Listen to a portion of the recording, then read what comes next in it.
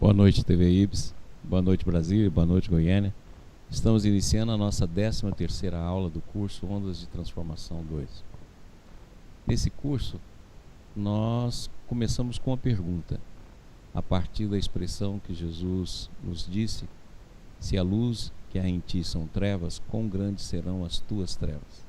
A partir daí, nós elaboramos em torno de 14 a 15 perguntas, e as 6, 7, 8 primeiras perguntas foram a respeito das trevas, porque nós só poderemos conhecer a luz no momento que nós questionarmos a sombra que existe dentro de nós. E o primeiro processo foi entender que as trevas que existem em todo o universo, e entendendo o universo como o antissistema, ela originou a partir de um erro fundamental, que a pergunta 1019 do Livro dos Espíritos chama de um falso movimento. A partir daí, houve uma escolha do ser no momento que todo o poder foi concentrado nele. O poder divino, o poder da totalidade, da unidade, foi concentrado no ser. Nesse momento que viveu essa variável infinita de poder, o ser então fez uma escolha de transcendência do eu, em vez de transcendência em Deus. A partir daí então nasce o egoísmo, que foi a primeira onda de todo esse processo. E nós vamos tendo umas ações. O primeiro movimento foi uma escolha, mas a partir daí foi se acentuando o movimento em cima de movimento na mesma direção. E nós fomos tendo quedas, aí surgiu então a primeira queda, que vai até os mundos materiais. Depois surge o período de evolução, ocorre a segunda queda, que é narrada por Rustem. Depois tivemos quedas consequentes, quedas planetárias. De forma que nós já estamos há 13,7 bilhões de anos, a idade do universo, em processo de queda. E isso se instalou em nós, e é por isso que na Terra, que é o mundo de expiação e prova, predomina o mal. E como o mal nos dá algumas vantagens, porque ele é imediato na Terra, porque ele é o tecido de maior força, é o tecido que está sobre a ordem divina, do qual todos nós estamos mergulhados, mas é o primeiro impulso, que é o impulso da coletividade. Então nós fazemos escolha por ele, porque na verdade nós temos o ganho imediato, mas só que depois esse ganho imediato se transforma em dor.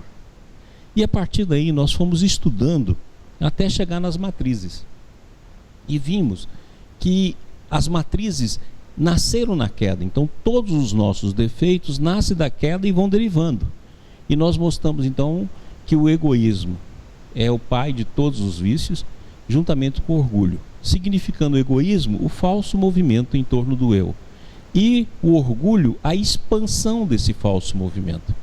E a partir daí chega-se ao poder, e nós vimos o espectro do poder e como é que o poder se manifesta na nossa vida. O espectro é exatamente uma tentativa de mostrar as modalidades em que aparece determinado defeito, qual o seu sistema, qual a sua forma, facilitando a nossa compreensão.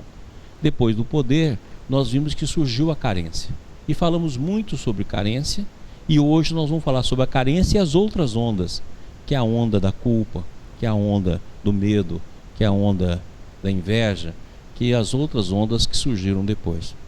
E aí nós vamos entender por que razão a nossa história, no sentido de código, por se nós pegarmos a história dos hebreus, e você vai ver que Moisés começa com um código de 10 mandamentos, que com exceção do mandamento que amarás a Deus sobre todas as coisas, são 9 negações. Não matarás, não roubarás, não cobiçarás o que o próximo tem. Por quê? Porque na verdade todos esses defeitos já estavam instalados na nossa alma. Inclusive o positivo, que é amar a Deus sobre todas as coisas, com toda a tua força, com todo o teu coração, com todo o seu entendimento, na verdade é a negação e a descrença que tem na nossa alma. E aí nós vamos ver isso, inclusive no final do nosso trabalho com essas matrizes, nós vamos ver esses 10 mandamentos, agora entender por que tudo é não. Porque na verdade nós já temos uma fonte de 13,7 bilhões de anos de vício. E desenvolvemos todas as matrizes e as submatrizes em todos os espectros do defeito. Então para começar o processo de correção, tinha de ser no não. Por isso que os 10 mandamentos é cheio de não. Diferente do mesmo processo que Jesus vai fazer. Você vê que a gente vai falar em 9 grandes defeitos. E Jesus fala em 9 bem-aventuranças. Então, quando chega em Jesus, já não é não. Bem-aventurado, bem-aventurado, bem-aventurado, bem-aventurado. Substitui o não pelo bem-aventurado, ou seja, aquele que sabe fazer a escolha no caminho certo. E é exatamente, se nós temos 10 mandamentos que falam não, nós temos 9 bem-aventuranças. E é exatamente, se nós pegarmos os defeitos que nós estamos mostrando aqui, você vai ver que a bem-aventurança é a resposta a todos os defeitos. Então vamos mostrar isso também até o final do nosso curso. De maneira que nós estamos na 13ª aula, só faltam 3 aulas. Então nessas 3 aulas nós temos de caber o resto que eu não falei aqui. Né? Daqui a pouco a gente faz um resumão e encerra.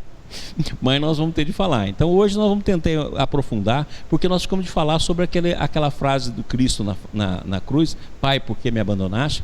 Que ninguém entende, ninguém explica, todo mundo joga debaixo do tapete ou dá uma explicação simplista. E com essa visão da queda é possível a gente explicar de uma maneira espetacular, utilizando o balde, é o que nós vamos fazer hoje, e acrescentar as outras matrizes. Tá ok? Então vamos fazer a prece. Quem quer fazer a prece pra gente? Vamos lá? Vamos, gente. Vem, Alice. Então vamos nesse instante fechar os nossos olhos, imaginando a figura de Jesus, pedindo a Ele que ilumine este momento, nos ampare e proteja e una os nossos corações, em nome dEle, que assim seja. Graças a Deus. Então vamos lá. Pessoal, então nós vimos, o primeiro aspecto que nós vimos foi o aspecto do poder. O que é interessante a gente fazer isso? É você olhar isso aí. Lembra que eu falei para vocês que todos os defeitos que estão aqui são os meus, que eu estudei durante anos, até chegar a esse processo aí. Então, logicamente, se a gente penetrar, nós temos de estudar o quê? Como o poder se apresenta em nós. Qual é a sua dinâmica? Quais as suas características? Com que velocidade ele se apresenta? Com que vertente? Como é que a gente simula ou não simula o poder? E uma série de coisas. Então nós colocamos os espectros para facilitar. Então dentro do poder está a autossuficiência, o controle, o dogmatismo, a arbitrariedade, a soberba, a ganância e a crueldade. A crueldade é o último estágio do poder. E nós já percorremos todos. Se não percorremos na presente vida, a gente percorreu em vidas passadas. Então hoje você pode vir aqui com poder até aqui na arbitrariedade, por exemplo, ou na soberba, e você tentar recuar, mas não tenha dúvida que esse tecido já foi vivido todo em várias reencarnações. Então por isso que nós não podemos falar da humanidade, porque todo o sentimento e todas as ações que a humanidade faz, nós fazemos. Aquilo que eu falo sempre, que é uma frase de Krishnamurti que eu vejo que é uma inteira verdade: nós somos a humanidade. Não tem nada que o ser humano faça que a gente ou não fez ou não possa fazer, ok? E aqui, ó, da autossuficiência nasce o complexo de superioridade, o dono da verdade, no controle, a posse e o opressor, do complexo de superioridade, o autoritarismo, a impaciência e a arrogância, do dogmatismo, a inflexibilidade, o pedantismo, o da arbitrariedade, o despotismo, a ditatorial, que é o ser é ditatorial, da soberba, a altivez e o preconceito, da ganância, a cobiça, o desprezo, a ingratidão, e na crueldade, que aqui está por causa da nossa canetinha, violência, o poder de destruir e matar, que é o último estágio. Então é o que eu mostrei. Por que as pessoas, por exemplo, vão assaltar alguém e no final mata? Mata por poder, mata por se afrontar a vida, por ter o poder de exterminar uma pessoa. Então isso está dentro do campo do poder. Muito bem, próximo. Depois, nós vimos o espectro da carência. E dentro da carência, o abandono, o bonzinho, a insegurança, a crueldade, a superveniência, a emulação, a despersonalização. E vimos também as características totais da carência: solidão, o desmerecer, o indigno, o mimado, o incapaz de dizer não, o poliqueixoso, o baixa autoestima, a menos-valia, quer dizer, não dá valia a si mesmo, né? O irresoluto, a ingenuidade, não no sentido de ingenuidade de sentido positivo, mas ingenuidade no sentido de acreditar nos outros de maneira muito simplista, a infantilidade, é inábil, o servicialismo, o bajulador, o frívolo, o medo da opinião dos outros, né? A lodoxafobia, a emulação, que é o processo de querer ser o outro, E isso gera dissociações da personalidade, gera disputa, até a despersonalização e a desrealização, gerando todos esses processos que a gente vê aí de neurose, psicose, no seu grau mais extenso. Vamos lá? Muito bem. E terminamos a nossa aula passada exatamente aqui, quando Jesus disse: meu Deus, por que me abandonaste? Porque muitas vezes fala assim: ah não, Jesus não disse essa frase. Mas essa frase está inclusive nos Salmos, prevendo a presença do Cristo na cruz, e é uma fase profética. Está lá nos Salmos, olha aqui: meu Deus, por que me abandonaste? Porque está tão longe de salvar-me, tão longe dos meus gritos de angústia. Então, como entender isso?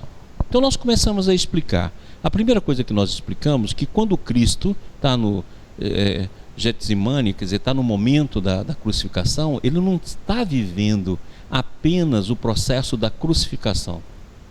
Várias pessoas na terra, inclusive os apóstolos dele, passaram por tipos de martírios, muitas vezes muito mais doloridos do que foi a crucificação de Jesus. Então Jesus não está falando: afaste de mim esse cálice, não está falando da cruz, não está falando do momento de ser pregado, por mais violento, por mais absurdo, por maior que seja a sensibilidade do Cristo. Porque nós temos que lembrar que ele tinha uma sensibilidade extraordinária, também não estava num corpo físico como a gente vê, conforme o rosto tem. Quer dizer, então, consequentemente, ele tinha uma sensibilidade imensa. É como se você colocar um cristal, que você vê um som, é capaz de quebrar um cristal. Mas não está aí a dor do Cristo. A dor do Cristo é cósmica, porque naquele momento ele está vivendo uma visão cósmica. Ou seja, a visão de todo o processo da queda nossa e a da dele, porque ele também caiu. Então, consequentemente, ele está enfrentando as forças do antissistema toda. É por isso que os relatos de Lucas chegam a dizer que caía sangue da testa dele. Não é um processo, é igualzinho você tem uma visão panorâmica da morte, o Cristo estava dando uma visão panorâmica de toda a queda. Tanto a queda coletiva, que era o trabalho final que estava faltando para ele, como a queda dele mesmo. Por isso que ele fala: faça desse cara, mas não faça a minha vontade, faça a sua. E é por isso que logo depois que ele fala essa frase, ele diz: em tua mão entrego o meu espírito. Que é exatamente o que nós deveríamos ter feito na hora que todo o poder estava em nós, e não fizemos. E a carência é o primeiro sentimento que o ser começa a ter na hora que ele faz um movimento falso. É a carência, quer dizer, sente o abandono de Deus, que tinha uma convivência plena. Daí porque se fala em abandono. Se nós entendermos assim, nós podemos compreender que esse momento do Cristo significa o momento de todos nós. E assim como o Pietro Baldi explica lá na Nova Civilização do Terceiro Milênio, o processo de rompimento da personalidade, quando Francisco de Assis rompe a personalidade, quer dizer, vai para as dimensões superiores do espírito superior, do anjo, e ele rompe com a personalidade, e antes disso teve todo o acesso do mal, então o mal se manifesta, a mesma coisa acontece com Cristo. Ou seja, nesse momento que ele enfrenta todas aquelas forças que estão representadas naquela parábola que é tida como a tentação de Jesus, mas não é, Jesus não pode ser no sentido tentado, mas no sentido de enfrentamento do Cristo, que é as forças do antissistema. E é exatamente isso que nós vamos ver. Vamos lá? Olha que bacana isso aqui, está no livro Pietro Baldi, o Cristo. Como se poderia propor para ser imitado o modelo de um ser cuja natureza, sendo totalmente diversa da nossa, não oferece aquela similaridade que permite o irmanamento. Tal modelo estaria situado fora do processo evolutivo, enquanto, no caso em questão, era necessária a presença de um ser que, por tê-la percorrido antecipadamente, conhecesse a mesma via crucis da evolução que cumpre ao homem trilhar, e sobre o qual, aliás, ele já se encontra a caminho. Ou seja, Jesus não poderia ser o modelo se ele fosse simplesmente um espírito já do sistema e vindo do sistema. Primeiro, não teria condição para fazer isso, que todo mundo entende que para poder existir consciência, para existir matéria e energia, necessariamente tem que ter contração da consciência. Não tem como fazer isso artificialmente. Então isso já é um processo de não presença de um ser do sistema. O Baldi fala a obra dele toda sobre Jesus do sistema. Lógico que é, porque o Cristo, depois da ressurreição, é um ser sistêmico e totalmente integrado no sistema. Mas quando ele chega em Cristo, ele estuda como foi que o Cristo chegou a esse ponto, se ele já era do sistema ou não, e ele mostra que houve uma queda. Então, consequentemente, isso também está representado em Isaías. Olha que coisa extraordinária que está em Isaías, fazendo isso aqui que o Baldi ensina, ó, aquela similaridade que permite o irmamento. Estes todos responderam e te dirão: tu também adoeceste como nós e foste semelhante a nós. Certo? Ou seja, adoeceu como nós e foi semelhante. Nós não sabemos qual foi o ponto de máxima tensão de Jesus. Se foi na fase hominal, se foi mais distante, se não foi, a gente não sabe. Esse ponto a gente não tem. De que ponto Jesus voltou? Mas aqui em Isaías está claro, ó, também adoeceste como nós e foste semelhante a nós. Isso é muito legal. Próximo. Era em suma necessário um Cristo que, como nós, já tivesse experimentado as dores da evolução, pelo menos até o nosso nível. Você vê que o Balde também não se arrisca a dizer a que nível ele caiu. Ele fala lá: era em suma necessário um Cristo que, como nós, já tivesse experimentado as dores da evolução, pelo menos até o nosso nível. E não um mártir extemporâneo descido do céu para que em poucas horas de sofrimento resolveu o apocalíptico problema da reintegração do AS no S, sem ter percorrido todo o caminho necessário para isso, o mesmo que a todos os seres cumpre percorrer.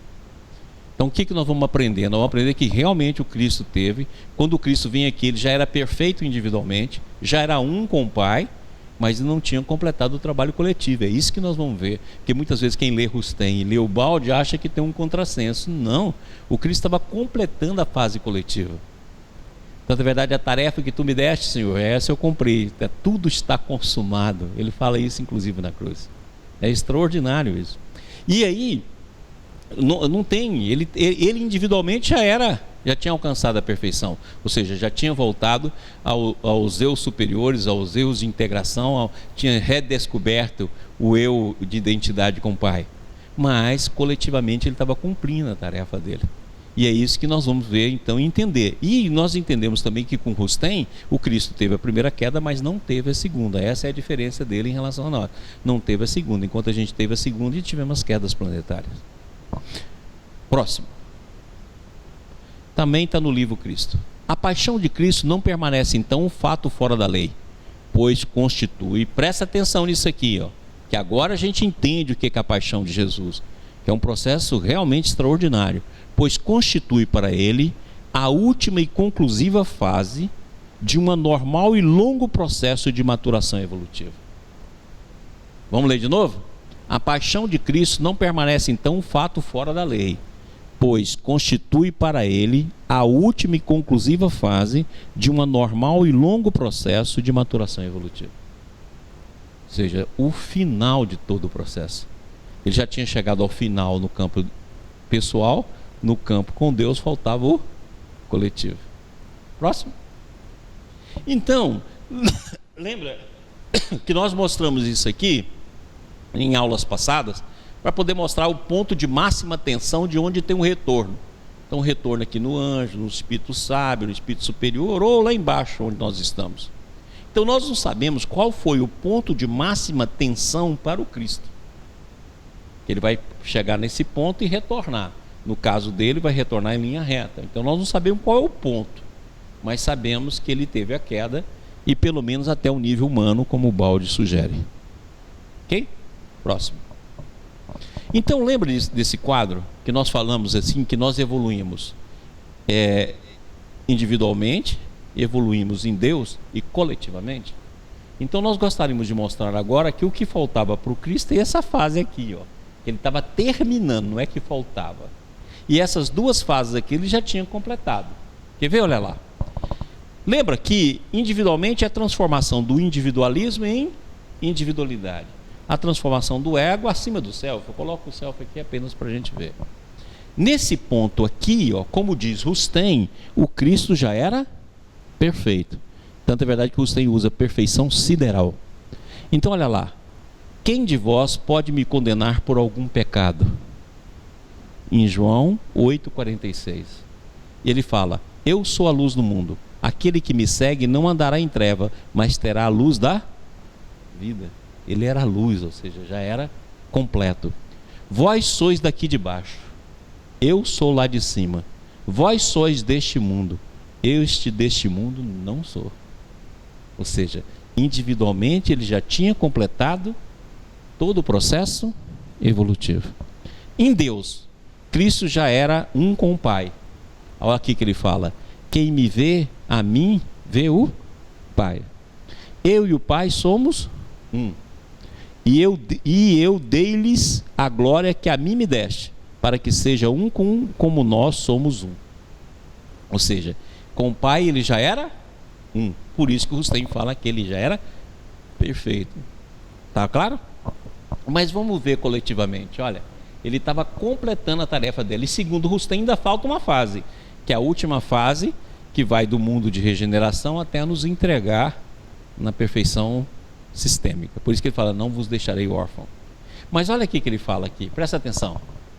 Cristo completava a tarefa coletiva.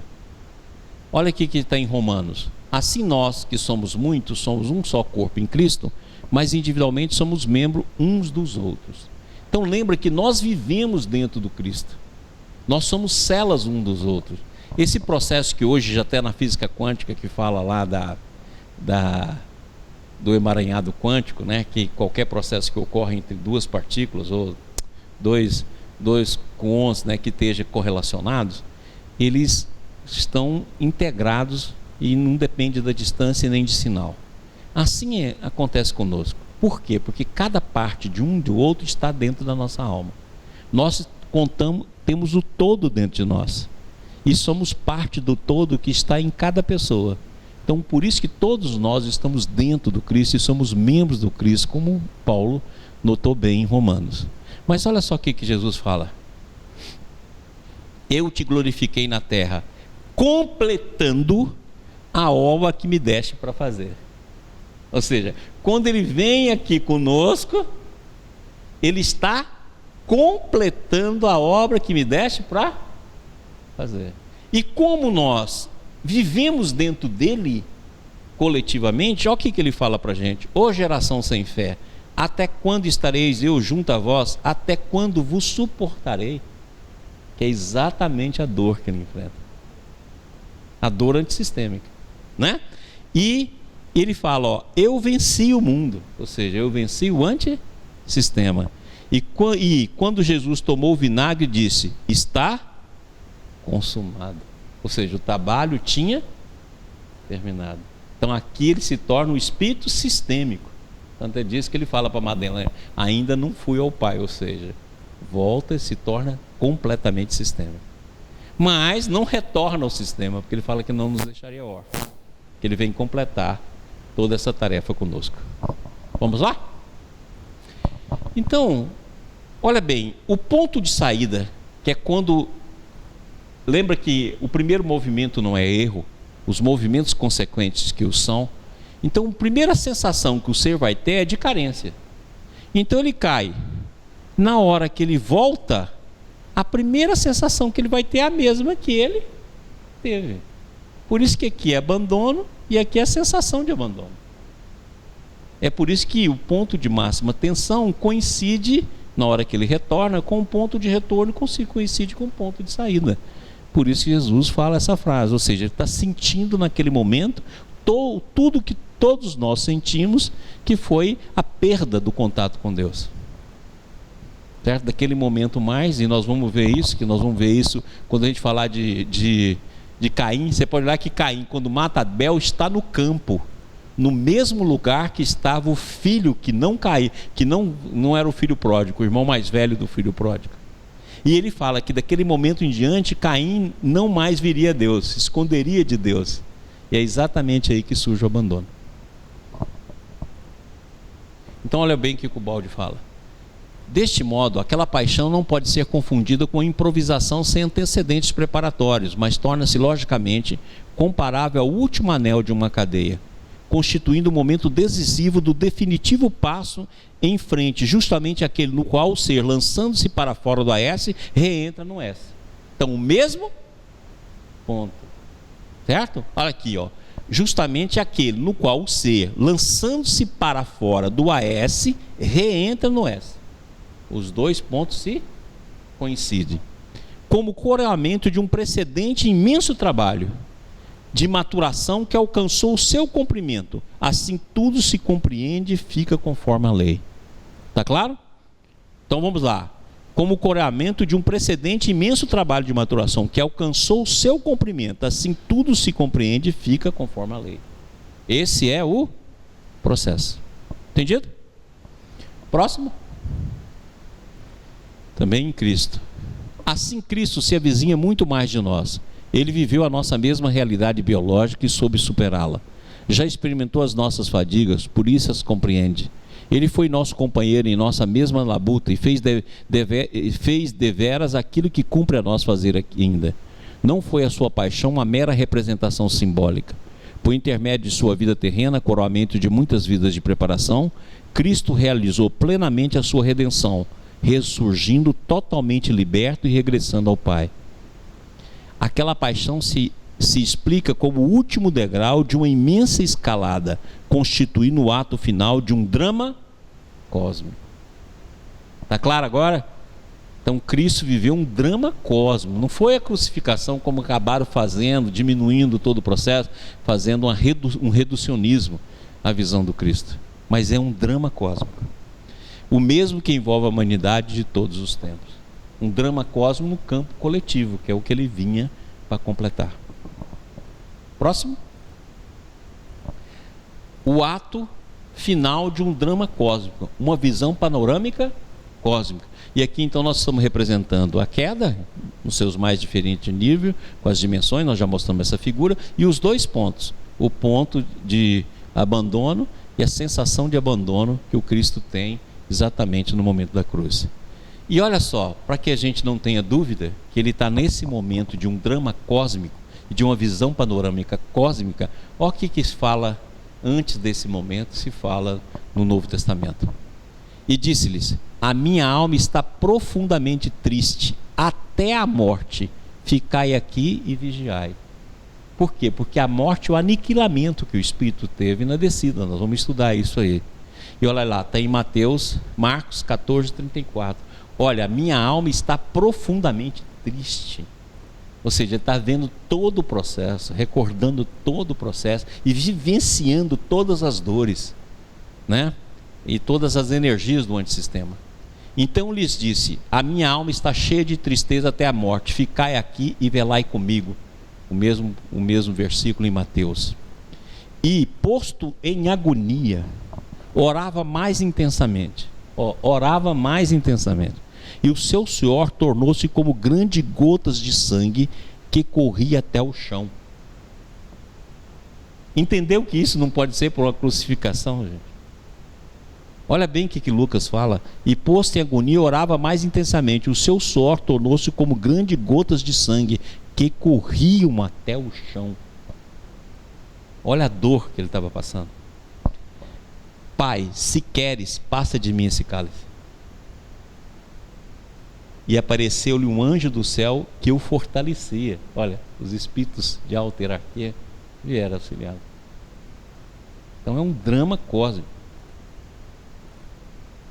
Próximo. Também no Cristo. Na paixão de Cristo temos dois momentos culminantes. O primeiro negativo é a sua morte na cruz, significando a última vitória do AS sobre um ser que lhe escapa, concedendo essa vitória ao S para liquidar a parcela final de sua dívida à justiça da lei. O segundo momento positivo consiste em sua ressurreição nos céus, significando a plena vitória sobre o AS por parte de um ser que escapa para reintegrar definitivamente no S. Então são os dois pontos. Próximo. E aí, na hora que esse momento passa, olha o que ele fala. E clamando Jesus com grande voz, disse: Pai, nas tuas mãos entrego o meu espírito. E havendo dito isso, expirou. Ou seja, todo o processo de queda, do ponto de máximo poder, desceu, voltou no mesmo momento do abandono. Logo que ele fala do abandono, que é o que ele estava sentindo, que é um abandono infinito, vamos dizer assim, ele fala que entrega, ou seja, consumou todo o processo de retorno ao sistema. Próximo. E aí, está lá. Assim sendo, Cristo nos apareceu vivo em toda a sua lógica para nos dizer: fazei como eu fiz, o que eu fiz, vós também podereis fazê-lo. não foi apenas um prodígio descido do céu como poderes excepcionais, mas pertencia à vossa própria raça. Fui homem como vós, mas em virtude de meu incansável labor ascensional, alcancei o S, regressando ao seio de Deus e realizando assim o meu destino, que é também o de todos vós. Eu já percorri o caminho que vós estáis agora percorrendo. Conheço porque já as vivi, vossas provações e dificuldades. É luta dura, mas eu também a enfrentei, mostrando-vos a que triunfo ela conduz. Eu voltei a ser perfeito no AS, que se constitui a pura substância de Deus. Isso que é a verdadeira ressurreição. Não é a ressurreição tão somente de voltar a materializar o corpo perispiritual, mas a ressurreição no sentido de voltar ao sistema. A verdadeira vida. Próximo. Certinho? Deu para entender agora? Então você vê que a carência tem uma coisa muito bacana, que é explicar todas essas frases de Jesus na cruz. Ok? Alguma pergunta, Rodrigo? Beleza, vamos seguir então. Então, gente, nós vimos que a primeira onda é o egoísmo, a segunda, o orgulho, a terceira, o poder, a quarta, a carência, né? Então, na verdade, que quando Jesus fala da carência e quando ele entrega o Espírito, a próxima dele qual que é? Ele fala: Pai, me devolva a glória que eu tinha antes que o mundo fosse. Ou seja, ele volta ao poder, mas o poder agora em Deus, que é a glória, né? E depois, agora nós vamos chegar então à quinta onda, que é a culpa. Que é natural, né? Que na hora que o ser vai para a carência e ele sente que errou, que fez a escolha errada, vem a culpa. Então vamos ver a culpa agora. Os seres rebeldes enganaram-se quanto ao resultado de sua revolta, mas sabia que era uma revolta contra a ordem. Seu erro e culpa foi de querer substituir a ordem chefiada por Deus por outra ordem chefiada ao invés pela criatura. O movimento assume exatamente a forma de inversão. Explica-se dessa maneira a emborcação de todos os valores que ocorreu no antissistema. Trata-se, portanto, de erro culposo, cometido através do abuso da liberdade concedida por Deus. Ou seja, o ser abusa da liberdade, ele já tinha, né, dentro dele o limite, mas ele abusa da liberdade, é por isso que o erro se torna culpa. Próximo. Quando chega a dor, nunca queremos admitir que a culpa seja nossa e não de outros. Perante a lei, cada um se encontra sozinho e trabalha por sua conta. Cada um fica com o destino que quis construir para si mesmo. Rebelar-se é pior. O máximo que se pode fazer é resignar-se e corrigir-se, construindo para si de agora em diante um destino melhor, de convicta obediência a Deus, agradecendo pela dura lição que vai conduzi-lo à felicidade. Ou seja, a nossa maneira, nós fazemos uma projeção sempre das nossas culpas e erros. Ou é culpa de Deus, ou é culpa do próximo, ou é culpa dos próximos bem próximos, que é a família. Sempre é culpa de alguém, nunca nossa. Mas o primeiro caminho nosso é aceitar não só a culpa, como o erro, porque é uma maneira pela qual nós podemos construir um destino melhor, resignando-nos e corrigindo. Próximo. Então você vê que o problema da culpa, ele é muito mais profundo. Não é só culpa do momento atual, dos erros atuais, é culpa, numa série de culpa que vem desde o primeiro momento da queda. Por isso que a culpa, quando você deixa ela falar, ela acaba transformando tudo em culpa. E você muitas vezes, pelo orgulho, transforma a culpa em inatividade. Porque quando você não usa a culpa como um processo de resignação e não usa a culpa como um processo de transformação, você vai usar a culpa como um processo de acusação e permanecer nele, né? É como diz Emmanuel, a culpa só é para ser vista até o momento de corrigi-la e não utilizá-la para o massacre e para a inércia. E é o que a gente faz, né? Agora presta atenção nesse quadro aqui, que é muito interessante o que o Paulo fala aqui. A grande maravilha da lei é que ela responde a cada um conforme a sua natureza. Ela responde aos nossos movimentos com a mesma exatidão com que o espelho reflete nossa imagem. Então isso é interessantíssimo. Todo o movimento do ser, ele é respondido pela lei com a mesma intensidade no sentido igual e contrário. Certo? Se nós fazemos um movimento a favor da lei, ela nos responde nos fortalecendo. Se eu faço um movimento contra a lei, o tanto que eu fiz é o tanto que vai voltar. esse tanto que volta a gente chama de dor. Então presta atenção aqui, ó. Olha o que o Baldi fala, é muito bacana isso aqui.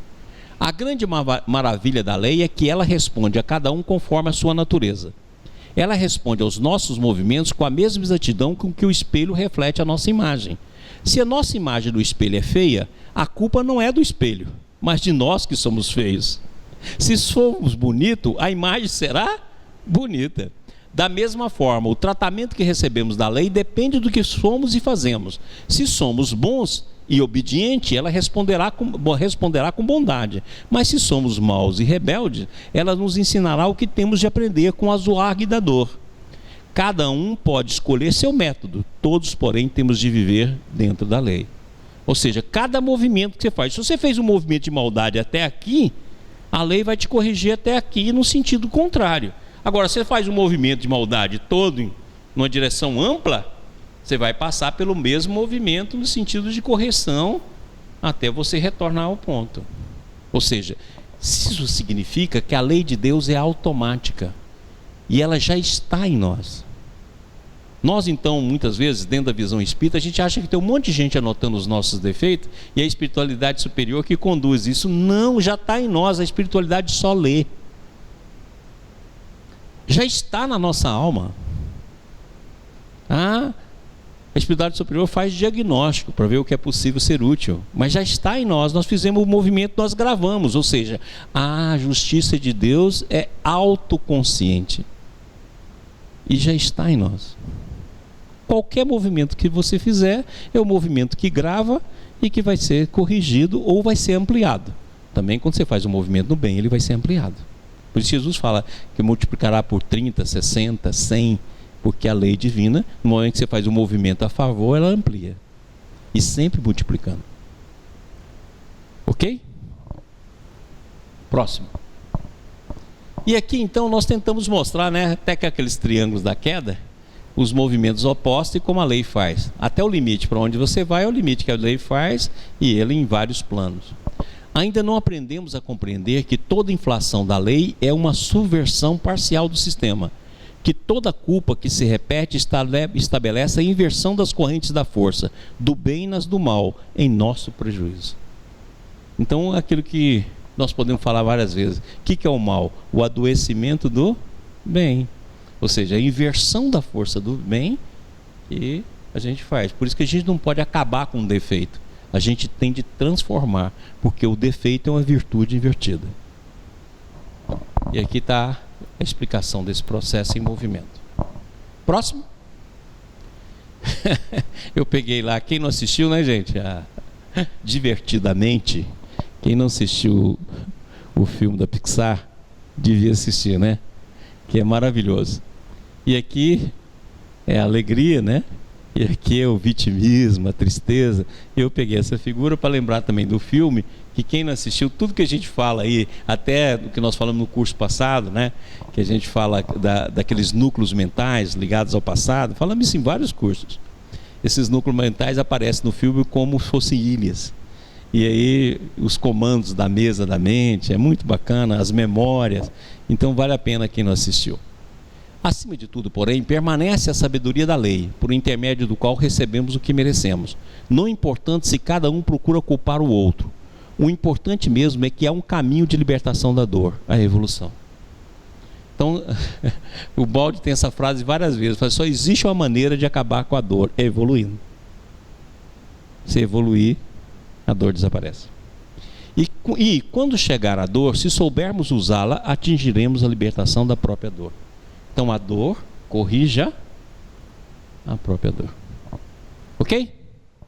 Próximo. Bom, então agora nós chegamos no espectro da culpa, o nosso terceiro espectro. Seu erro e culpa foi de querer substituir a ordem chefiada por Deus por outra ordem chefiada ao invés pela criatura. Pietro Baldi no sistema, e nós acabamos de ver isso. Então dentro da culpa vai ter a autocondenação, o pudor, o remorso, a anedônia, a autotortura, o solipsismo e a viciação. Então, a autocondenação, certo? Tem a reprovação e a censura. você pode olhar que a culpa, o primeiro processo dela é de autocondenação com reprovação e censura. Por isso que tem uma frase muito interessante, que eu já falei aqui várias vezes, que a origem da palavra diabo significa acusador íntimo. Olha que interessante. Né? Se nós pegarmos o Lúcifer, pegar demônio, a palavra significa opositor a Deus, ou seja, todo aquele que pratica uma ação contrária à vontade divina. Agora, se nós pegarmos a palavra diabo, é muito interessante, acusador íntimo, que é o que a gente tem aí, esse ego que nos acusa o tempo todo. Você pode olhar que como o ego é bipolar, tem uma parte dele que a gente curte no narcisismo e a outra parte que nos acusa. Então, quando o livro dos Espíritos fala na consciência está gravada a lei de Deus, não é esse ego. É a consciência superior, a consciência que está além desse ego. Né? Porque esse ego aqui é bipolar. De um lado ele é narcisista, do outro lado ele é condenatório. Tá ok? Aí surge então o pudor, né? Porque como ele tem culpa, ele se torna um pudico, né? Ele torna uma pessoa pudica, ou seja, uma pessoa que censura os outros. A mesma censura que ele tem íntima, ele passa a aplicar nos outros. E vai usar sempre uma desculpa.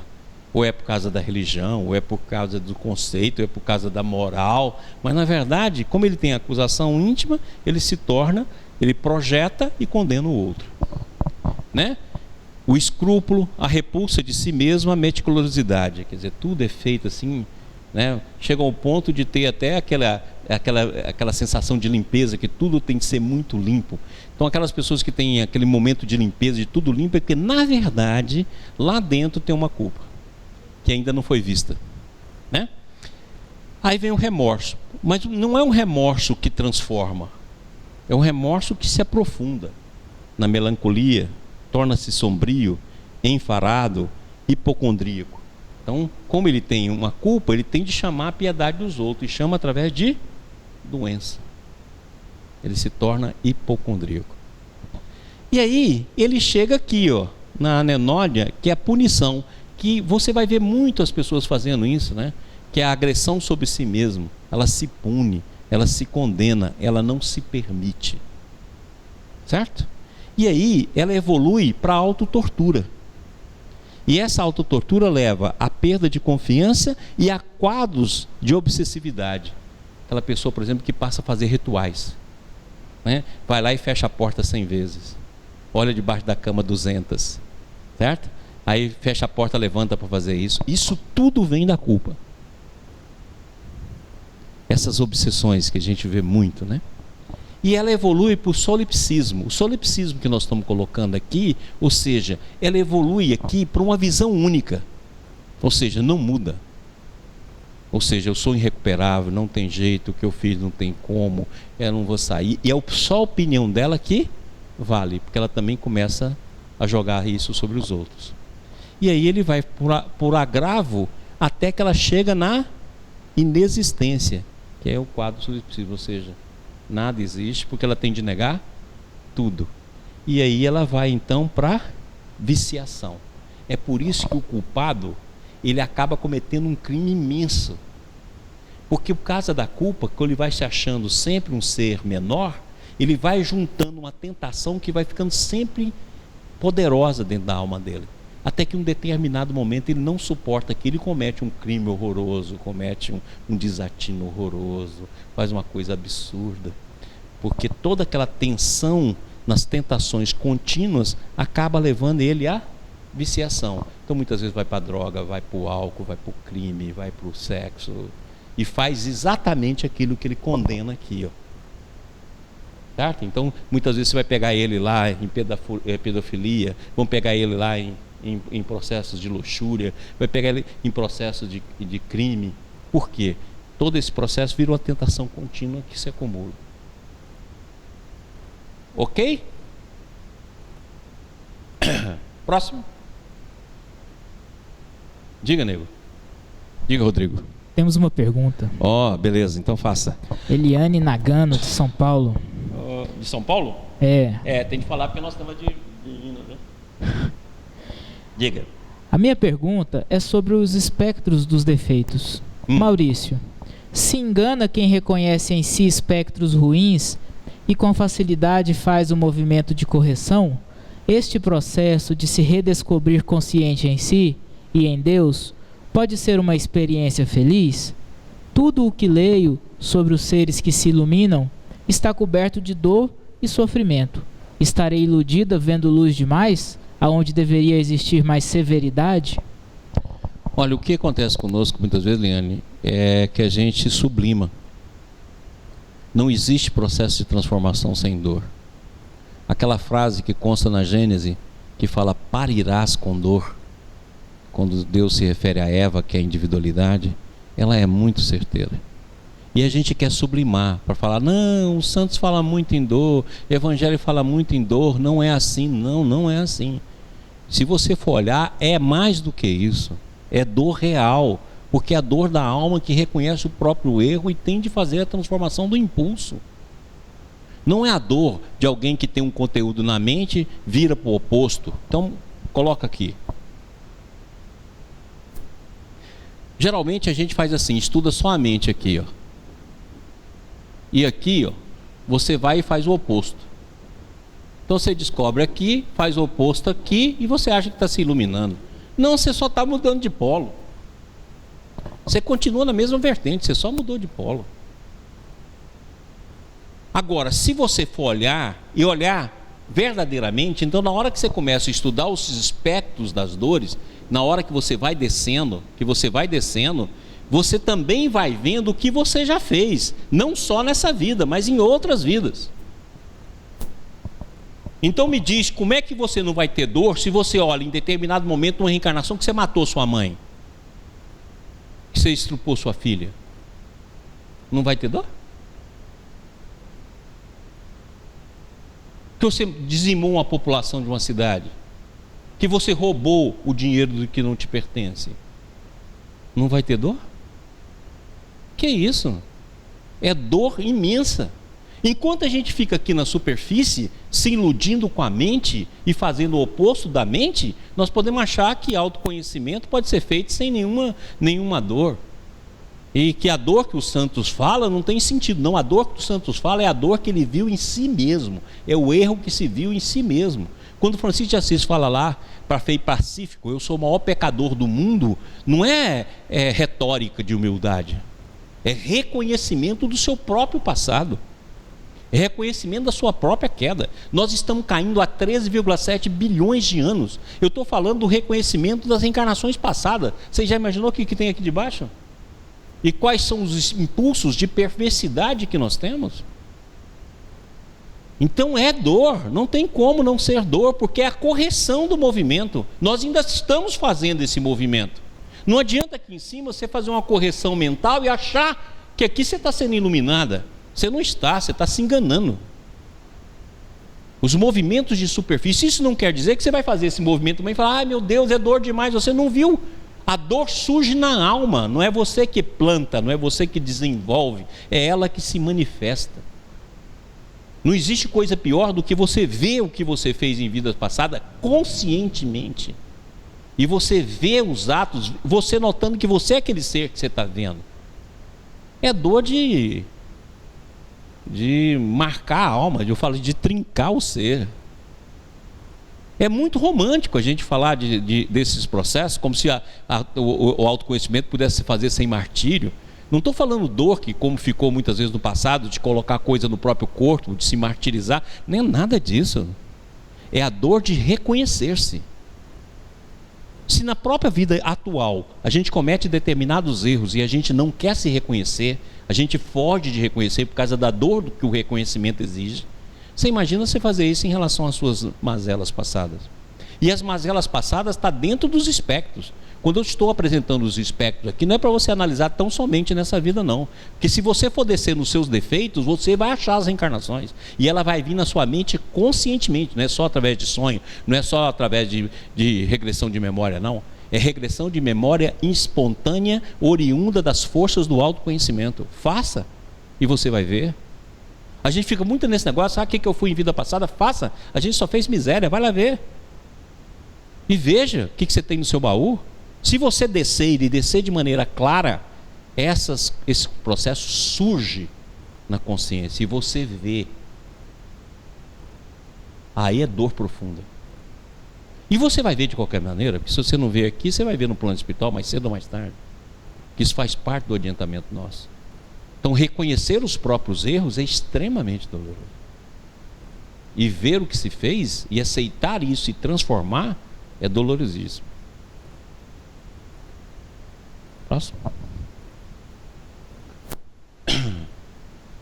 Volta lá.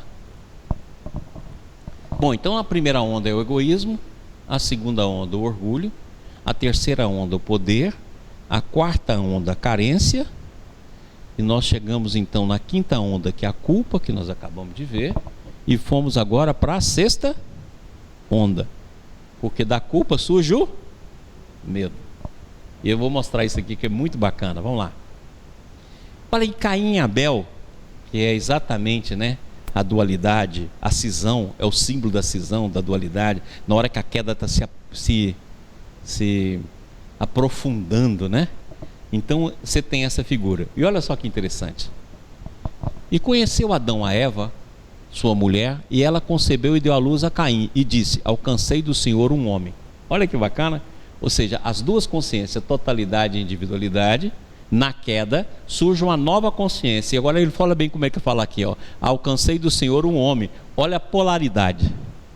Agora a gente passa a ter duas forças, já não é uma só.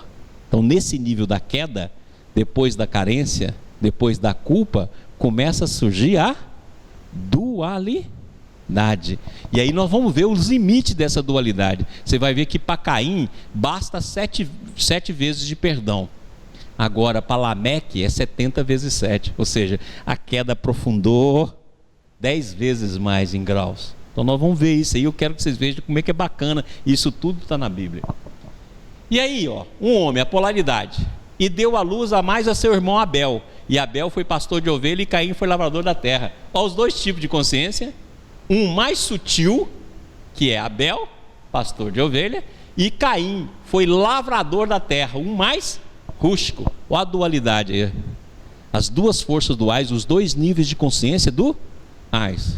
Um que ainda é meio sutil, que é Abel, e outro que é grosseiro, lavrador da terra, ou seja, na matéria maior. Então disse Caim ao Senhor: é maior a minha maldade que a que posso ser perdoada. Olha a maldade como é que já se instalou, ó. E disse Caim ao Senhor, mas você vê que ainda conversa com Deus: é maior a minha maldade que a que possa ser perdoada. Certo? E eis que hoje me lanças da face da terra, da tua face me esconderei. Olha aqui, ó, perde o contato com o Pai. É nesse momento que dá aqueles outros cursos que nós falamos aqui. Onde está o Pai que o Filho não vê? Olha bem o que ele fala aqui, ó. Eis que hoje me lanças da face da terra, e da tua face me esconderei. Perdeu o contato com Deus. É por isso que tem a sensação de abandono. E olha, e serei fugitivo e vagabundo na terra. Eu acho isso aqui muito bacana. Fugitivo e vagabundo, não é o que nós somos? Fugitivo e vagabundo, 3,7 anos caindo. Eu acho bacana isso aqui demais. Vagabundo, eu gostei disso. Vagabundo e fugitivo é o que nós somos. E será que todo aquele que me achar me matará? Olha o medo. Então o medo fundamental que nós temos é o medo de morrer. Por isso que é o medo fundamental nosso, porque o medo de morrer é a repetição do aniquilamento da queda. Então o medo primário que está expresso aqui em Caim, ó. E serei fugitivo e vagabundo na terra, e será que todo aquele que me achar me matará? Ou seja, o irmão já é luta, o outro irmão é inimigo, o próximo se tornou inimigo. E olha só que interessante. O Senhor, porém, disse-lhe: portanto, qualquer que matar a Caim, 7 vezes será castigado. Ou seja, nesse nível, 7 vezes será castigado. Você vai ver que Lameque é 70 vezes 7. Por isso que Jesus vai dizer para nós: se eu perdoar seu irmão, é 70 vezes 7. Porque o nível que vocês estão de queda requer isso. E pôs o Senhor um sinal em Caim, para que não ferisse qualquer que o achasse. E saiu Caim diante da face do Senhor e habitou na terra de Nod, ao lado oriental do Éden. Isso é muito bacana, ou seja, não saiu do Éden, está incluído no Éden, ou seja, não saímos do sistema. E olha só que bacana, ó. Colocou um sinal em Caim. Que sinal é esse? Francisco de Assis falava que era o sinal do tal, ou seja, o sinal da imortalidade. Ou seja, ninguém morre, só vai perder o campo da matéria. Próximo. E aí o balde fala lá no sistema. Olha que bacana. De onde deriva então o medo natural que o ser tem da morte? Ela é o símbolo, a lembrança e a prova da queda no antissistema. Representa a negação da primeira qualidade do ser, isto é, existir. A morte exprime um contínuo e repetido assalto do antissistema contra o sistema para destruí-lo. Reproduz o suicídio tentado pelo espírito ao se lançar no abismo da matéria. É o chamamento terrível do antissistema para a destruição, a volta de seu impulso demolidor de tudo. Quando ela se aproxima, o ser sente, torna a cair no abismo do aniquilamento, em que já desmorona com a queda. Sente-se aterrorizado ao ver-se novamente preso no ciclo da queda, que torna a pegá-lo a fim de arrastá-lo para baixo. Ou seja, que a morte, principalmente no nível que nós estamos, é inexistência. Na hora que termina, a gente tem as mesmas sensações que tínhamos no processo do aniquilamento. Por isso que o medo da morte é um medo fundamental que todo mundo tem, né? Que fala isso o tempo todo. Próximo. Quem não possui, quer possuir. Quem possui, quer possuir mais, seja riqueza, conhecimento, glória, poder. De fato, é o que vemos acontecer no mundo. O desgosto de quem não possui é a carência. A pena de quem possui é não possuir o bastante, ou o medo de perder o que já possuiu. Ou seja, então nós vamos ter os dois medos fundamentais: o medo da morte e agora o medo de perder o que a gente tem. Perder o afeto, perder a família, perder o filho, perder o emprego, perder dinheiro, perder. Então você vê que os dois medos que estão, as duas fontes matriciais do medo, né? Qualquer que seja a nossa posição, tudo tende a se resolver no sofrimento da insatisfação. Próximo. Então nós vamos para o espectro do medo. Então nós chegamos no espectro do medo agora, que vai mostrar para a gente o quê? No medo nós temos as fobias, a ansiedade, a hesitação, a fuga, a alienação, a paralisia e a holoinércia. Quando eu falo holoinércia aqui, eu quero falar inércia de tudo. Na fobia nós temos as aversões e o terror. Terror da morte, terror de barata, terror de não sei o que, perereca, terror, que está tudo nesse campo das aversões. Depois nós temos a ansiedade, que gera angústia e as compulsões, né? As compulsões diversas. Depois nós temos a hesitação, que leva à incerteza e leva à perda de iniciativa. Surge a fuga, tanto a fuga psicológica como a fuga real, que vai levar à covardia e, consequentemente, à traição. Esse processo é profundo e chega na alienação, que gera o comodismo e a procrastinação, que leva ao desculpismo e indolência, que por sua vez leva à negligência e à condescendência. Chega na paralisia. Na paralisia leva à letargia. E da letargia nós vamos para a holinércia, em todos os sentidos: familiar, pessoal, trabalho, tudo. E chega à estagnação e, consequentemente, ao maior dos medos e a consequência na morte. Então você vê que é assim que o medo progride. Ok? Muito bem, nós vamos tomar um cafezinho e quando a gente terminar, daqui 10 minutinhos, a gente volta para falar mais um pouquinho. Pessoal, retornando, vamos voltar aqui a falar dos nossos espectros da consciência.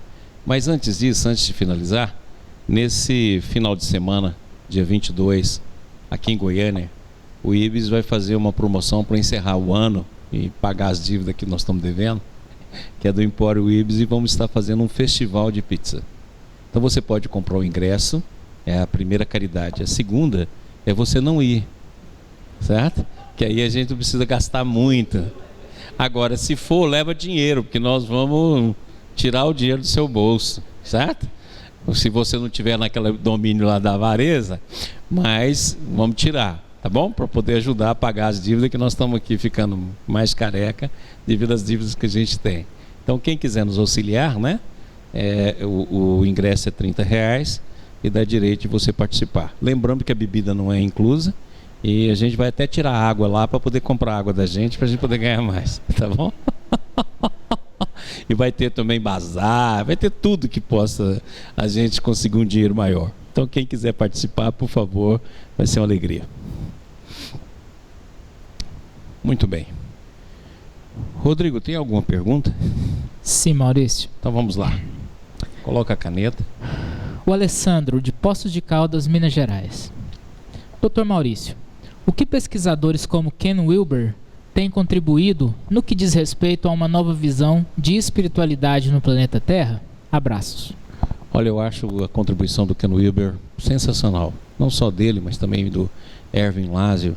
Eu acho que são pessoas que têm contribuído muito. O Ken Wilber, inclusive esse espectro que eu coloco aqui, ó, espectro do medo, é tirado dele, né? Porque o Ken Wilber tem um livro que chama Espectro da Consciência e é muito interessante. Tem hora que o Ken Wilber fica um pouco prolixo, né? Igual quando ele fala da teoria de tudo. E a visão dele da queda, apesar que ele já tem uma visão da queda, mas é uma visão da queda baseada em Ciro Arombindo, que ela não é completa. É uma visão da queda que vê a queda, mas não vê o porquê da queda, igual o Baldi escreveu. Mas ele traz uma contribuição extraordinária. Eu acho que desses, né, como aconteceu com Maslow, como aconteceu com Stanislaw Grof, o Ken Wilber, o Fritjof Capra, o Erwin Laszlo, eu acho que dão contribuições muito importantes, como deu o David Bohm também. Vários, aí tem muitos. Eu acho que é um trabalho extraordinário. Inclusive, quando eu pus o espectro, como o espectro do medo, o espectro da consciência, foi em homenagem a ele. Continuando. Mais uma pergunta. O Ismael, de Brasília. Pois não. Caro Maurício, certa vez na adolescência, entrei em um processo de dor profunda, como você falou, por reconhecer e permanecer na sombra que existe em mim. Cheguei a entrar em depressão por esse motivo. Como evitar que nessa análise não caiamos na depressão? Qual a função do otimismo nessa situação? O otimismo é ter alegria de ver, né? Nós não podemos ver com esse peso, né, que nos paralisa. O remorso, ele tem de ser um processo de mudança e não pode demorar muito, porque quando o remorso demora muito, entra em função o egoísmo, o orgulho, a vaidade e faz com que esse processo perdure. Então o remorso é reconhecimento para a transformação. Então essa dor é a dor de reconhecer. Reconhecido, é fundamental iniciar o movimento igual e contrário. Não podemos paralisar na queixa, não podemos paralisar na vaidade, não podemos paralisar no egoísmo, não podemos paralisar na impossibilidade, não podemos paralisar na negatividade. Não. Você faz o reconhecimento, que é o verdadeiro remorso. No reconhecimento você já inicia o movimento contrário. Isso é fundamental. Se você pegar, por exemplo, o livro Vida e Sexo, de André Luiz, tem um personagem lá que chama Cláudio. Ele comete um erro triste, imenso, em relação à filha dele. E imediatamente, na hora que ele reconhece o erro, ele passa a trabalhar e tentar consertar esse erro e tentar realizar um movimento contrário a todo aquele desatino. Assim fez Paulo de Tarso. Paulo de Tarso vem um erro sobre erro, erro sobre erro. Na hora que ele reconhece, ele faz uma mudança radical e começa o movimento igual ao contrário. Eu gosto de citar a loucura de Paulo de Tarso, né? Na hora que ele está em Damasco, que ele está começando o processo, ele já vai querer pregar, já vai para a sinagoga de Damasco, teve que sair lá fugido, né? Porque senão iam pegar ele, teve de se retirar para o deserto para poder meditar, para poder ver e para depois voltar. Mas ele faz o movimento de correção completo do processo. O mesmo fez Madalena. Então é isso que é o remorso, é isso que é o reconhecimento. Vai ter uma dor profunda, mas é uma dor profunda que automaticamente nos leva a movimentar num sentido igual e contrário, e não nos mantém como espectador e como vítima. Beleza. O Raimundo. Boa noite, doutor Maurício. Boa noite, Raimundão. Me parece que quanto mais leio e estudo, mais negatividade se apresenta.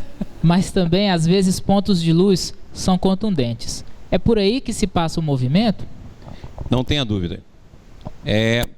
Muitas vezes a pessoa, né, que começa a descobrir o autoconhecimento, elas muitas vezes podem paralisar no campo da virtude. Não, a virtude que é manifestada, que lembra que eu falo aqui sempre, nós não temos virtude. No máximo que a gente tem é valores, porque virtude é divina e se manifesta. Então, quando a virtude se manifesta, muitas vezes a pessoa pega o valor e acha que ela já está no caminho porque já tem valores. Não, a virtude como manifesta, ela mostra mais defeito. Porque ela manifesta para os outros através de nós. E ao passar por nós, nos mostra a iniquidade. Então, por isso que a gente tem de aproveitar esses momentos.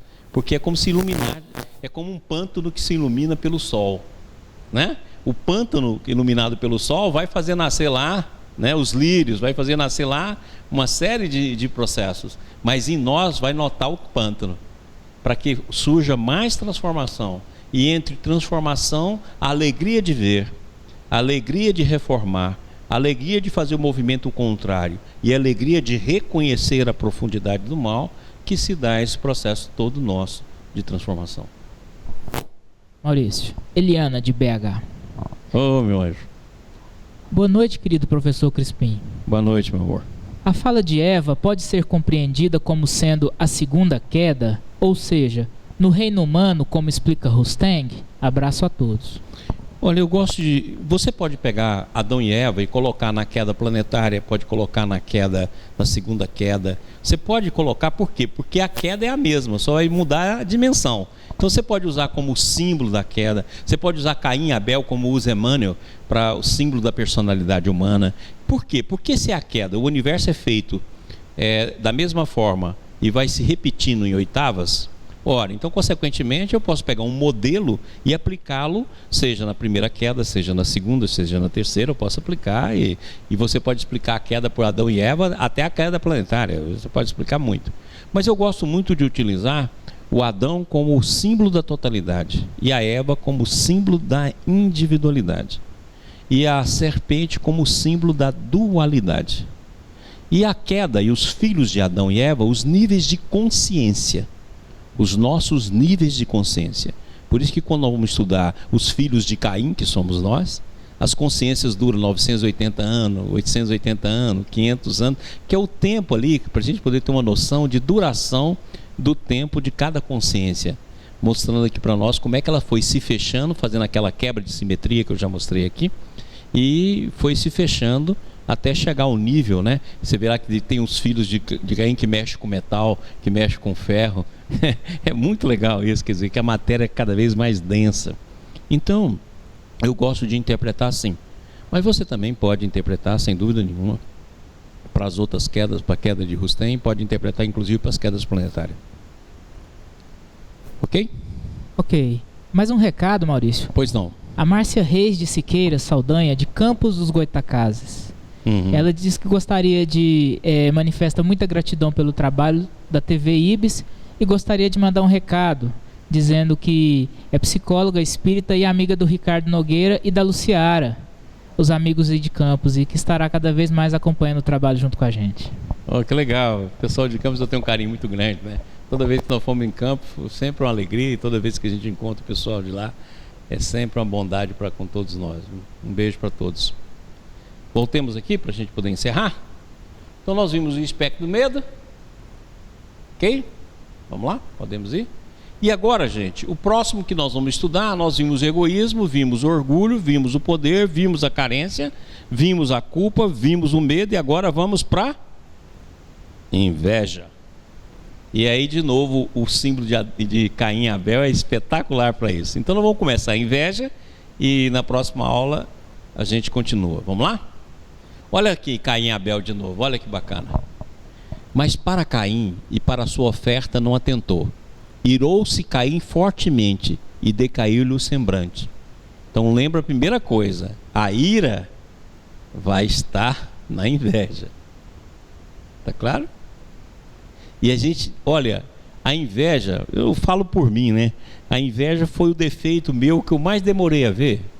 Eu tinha uma frase que eu falava assim: eu tento quanto é defeito, mas não tenho inveja. Olha só. E aí, os anos que eu estava preparando esse material, é até bom contar isso, que é muito bacana. Eu estava nessa luta aí, descobrindo o poder, estava fazendo esse material aí, que mais tarde, esses materiais tudo acaba virando seminário, mas eu não faço seminário de coisas que eu não vivo. Então, foi uns 2, 3 anos atrás. E aí eu estava fazendo esse espectro do poder, estava montando isso aí que vocês estão vendo hoje. E aí, eu tive um sonho. Aparecia aquela figura do velho sábio, com aquela barba, com aquela roupa branca, e chegou para mim assim e falou assim: muito bem, Maurício, você está no caminho correto. Aí eu fiquei todo feliz, né? Falei, nossa, que bacana. Aí ele falou assim: agora, meu filho, só falta uma coisa para você ver. Eu falei: o quê? Ele pegou a mão assim, abriu a mão. Na hora que eu olhei, um ouriço. Aí eu peguei o ouriço e falei: ouriço? Aí ele falou assim: é. E eu falei: gente, o que é que eu tenho de ver? Ouriço. E acordei. Acordei, meu filho. E fiquei ali deitado na cama e pensei: gente, o que é ouriço? O que é ouriço? Aí acordei, eu tenho vários dicionários de símbolo. Aí eu tenho um muito bom lá. Aí eu peguei e fui olhar. Ouriço, o símbolo da inveja.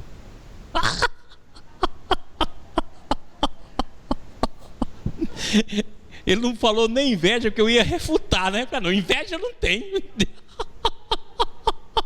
Pegou um símbolo e falou assim: toma. E aí na hora que eu peguei lá aquela inveja, eu falei: nossa, então eu não sei nada de inveja. E aí eu saí comprando livros de inveja. E tem 2 livros que eu gosto muito, eu até emprestei, não sei para quem que está com meus livros. Se tiver alguém me vendo que está com meus livros, me devolve. Mas eu achei uns livros no sebo de inveja. Cara, mas que espetáculo. Aí foi com abrir o espectro da inveja e descobri em mim todos esses defeitos aí.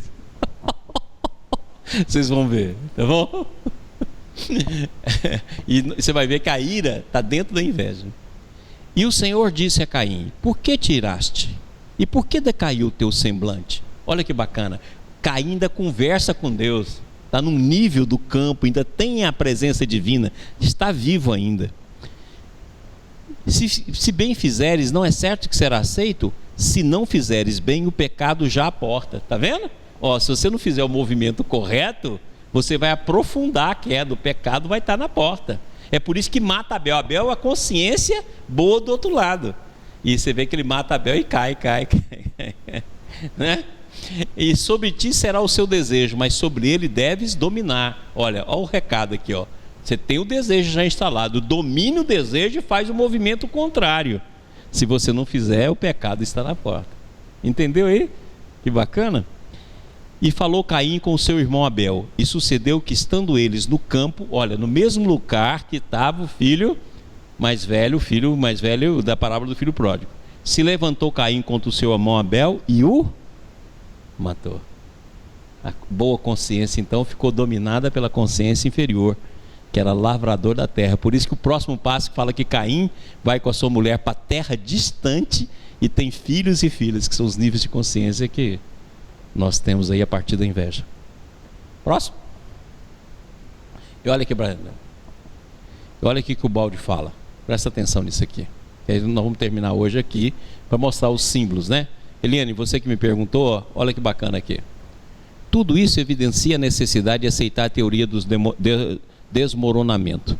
Só ela pode explicar o dualismo da árvore do bem e do mal, o pecado original, continuação da revolta dos anjos e consequente queda, o pecado cometido por Caim contra Abel, primeira personificação da cisão e da luta. Só assim podemos compreender Cristo e a sua obra de redenção destinada a sanar esse dualismo e entender a inversão operada pelo Evangelho, que é uma retificação dos valores. Só assim é possível explicar por que a terra é um reino em que o mal triunfa e os bons sofrem, porque a seleção é nela operada pelo critério selvagem do mais forte. Sem a teoria do desmoronamento, nada se explica. Tudo é caos e mistério. E nós vimos isso aqui, né? Como a teoria do desmoronamento, a teoria da queda, a teoria da contração da consciência é uma chave para explicar o Evangelho todo. e ao mesmo tempo para explicar os mecanismos da física, mecanismos da biologia, todos esses mecanismos que a ciência começa a revelar hoje. Quer dizer, a teoria da queda é completíssima e nos ajuda a ter uma visão ampla de todo esse processo, e os símbolos do Evangelho passam a ter uma outra visão para nós. Quer dizer, Caim e Abel é uma coisa extraordinária da gente ler. Adão e Eva não é uma história ridícula de contrassenso, mas é uma parábola para que a gente entenda todo esse mecanismo e possa se materializar na nossa mente. Então, semana que vem nós vamos estudar a inveja, vamos estudar a revolta e vamos estudar a negação, terminando essas matrizes, a fim de que a gente possa ter pelo menos 2 aulas se referindo ao processo de transformação espiritual. Espera aí que o Rodrigo está levantando a mão ali. O que foi, Rodrigo? Pessoal, tem mais uma intervenção aqui que a gente precisa fazer hoje aqui na TV Ibis. James, abre a câmera um pouquinho para nós, por favor. Vai lá. E nós convidamos todo mundo, por favor, aqui na frente da câmera. Já está sabendo o que é. Por favor, pessoal. Convidamos a todos que estão aqui, o pessoal de Brasília, Estevam, seu filho, a Silvia, sua esposa, o Maurão que está lá, e a você que nos assiste todos os dias. Ontem foi aniversário do Maurício, nos acompanha. Nós, em nome de vocês também, nós queremos agradecer ao Maurício, parabenizá-lo e bater uns parabéns para ele. Não é isso, Silvia? Vamos lá. Parabéns pra você nessa data querida, muitas felicidades, muitos anos de vida. Maurício, a gente, em nome da equipe do Estevão, que também sabia, né? Em nome da equipe da TV Ibis e de todos vocês, a gente pede permissão em nome de vocês. A gente quer agradecer a você, Maurício, em nome de todos aqui, e parabenizá-lo pelo seu dia. Olha, que fique eternizado. Eu estou fazendo 61 anos. Com 61 anos, a gente não faz parabéns. A gente fala, oh meu Deus, está chegando a hora. Foi igual um amigo que me telefonou: ei Maurício, como é que tá com essa idade nova? Eu falei assim: olha, você sabe aquele túnel que a gente começa a ver quando morre, o túnel que liga? Eu já estou começando a ver aquela luzinha. Como você mesmo diz, a gente sabe que nenhum de nós presta, mas a gente não pode deixar de manifestar o nosso carinho, a nossa gratidão por uma pessoa como você. Que é isso? Estevão, quer falar alguma coisa, Estevão? Fala aí, por favor. Paizão, feliz aniversário pra você. Foi obrigado. Tudo armado mesmo. Fiz parte dessa armação. Tá vendo? Mas desejo toda a felicidade do mundo, apesar agora da distância Brasília e Goiânia. Mas eu e o Mauro aqui deixo nosso sincero abraço. A Alice mandou também, o Digão mandou, a Ariane, a Lili, todo mundo aqui de Brasília mandou aquele beijo no coração. Já demos as ligações ontem, mas fica aquele abraço e domingo a gente está aí para a gente te abraçar fisicamente. Tá bom. Obrigado a todos, gente. Beijinho. Obrigado a todos aqui. Tchau.